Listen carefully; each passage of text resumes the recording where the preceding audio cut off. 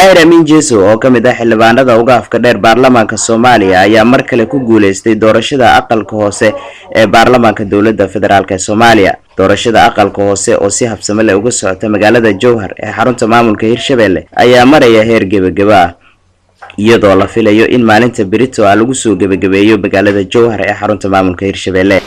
anigoo ku hadlay magaca guddiga federaalka hirgelinta doorashooyinka dadban, guddiga dawlad goboleedka hirgelinta doorashooyinka dadban, xalinta khilaafaadka, waxaan halkan ka soo jeedinayaa musharaxiintii iyo tartamayaashii iyo jifooyinkii ay kala ahaayeen. wuxuu ahaa gaal jecel Cumar Luhubo ayaa meesha ku tartamayay. waxay kala ahaayeen daahir amiin jeeso iyo xamzo aadan xadow. daahir amiin jeeso wuxuu helay 30 cod, xamzo aadan xadow wuxuu helay 22 cod.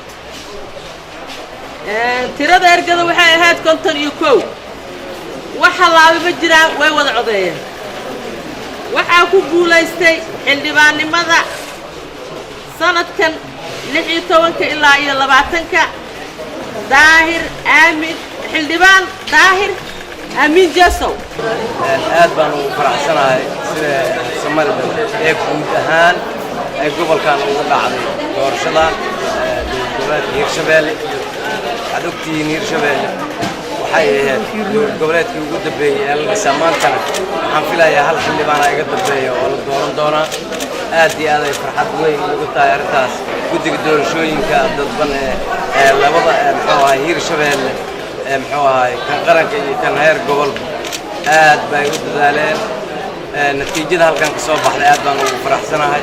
awal xildhibaan baan nahay idin shaqeeya, haddana idinka ayaa idin shaqeyn doonaa hadduu Ilaahay yiraahdo. dhammaantiin I love you kulli waa idin jeclahay. salaam. Xuseen Ali Geesi waa Bari TV Jowhar.